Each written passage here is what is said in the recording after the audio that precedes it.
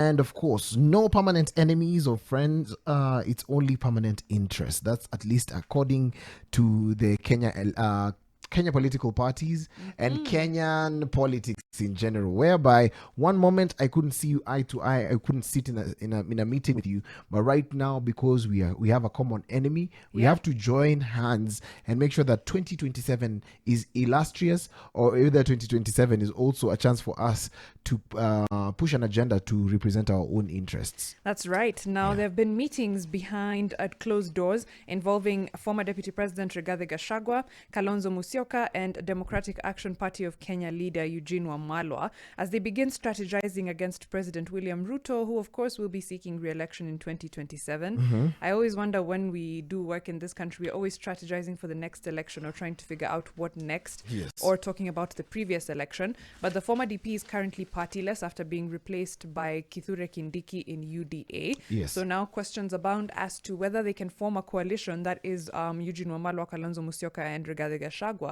that is formidable enough to face William Ruto's UDA. So on the cards is a plan to abandon Azimio or rebrand into to accommodate new interests.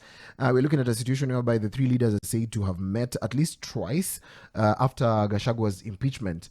And it only means one thing, that these meetings could bear forth a new agenda that could see some of the leaders exit from Azimio La Umoja One Kenya coalition altogether to form a new election vehicle. And I don't know how it's going to sit, but of course on one end of this article is an article that has really captured my attention. There is hostile reception greeting some of the central MPs who voted to impeach Gachagua. So could mean that some people are already warming up to the idea of Gachagua being involved in politics, at least not directly because of the impeachment, but indirectly because he might have a hand on who might be leading who might be controlling the vehicle towards the 2027 election. That's right. Now, Kiambu Governor, actually former Kiambu Governor Ferdinand Waititu, who has since become one of Mr. Gachagua's fiercest defenders during this impeachment process, confirmed that the acquiring of a new political outfit is in the works. This comes as the Office of the Registrar of Political Parties issued provisional registration to 7 new parties.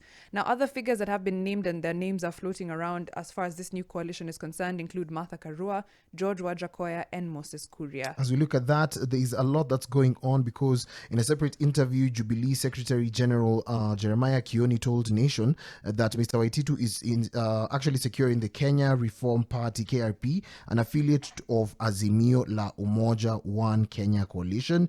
And it seems that all these other people who've been left out of Kenya Kwanza are just forming one outfit. But I hope they get a chance to lure Kenya in that they have maybe a figure that can definitely have a broad representation of who we are as a people, because that's usually the big challenge. For example, I would vote for Martha Karua anytime. Same. But she doesn't do the siasa ya mashinani. She doesn't go on ground kule kwa village Vihiga. She doesn't go on uko tu Elgeyo Marakwet ndani.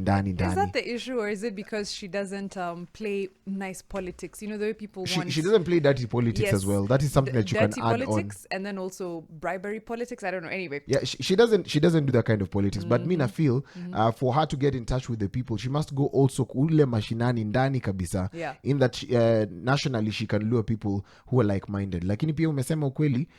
Yesterday I saw a quote by Denzel Washington from a movie. Yeah. He was talking about how when an ordinary person steals candy from the shop, then you are termed to as a robber. Yeah. When someone in public or a congressman steals bonds from the public, then he becomes the better candidate for the next election.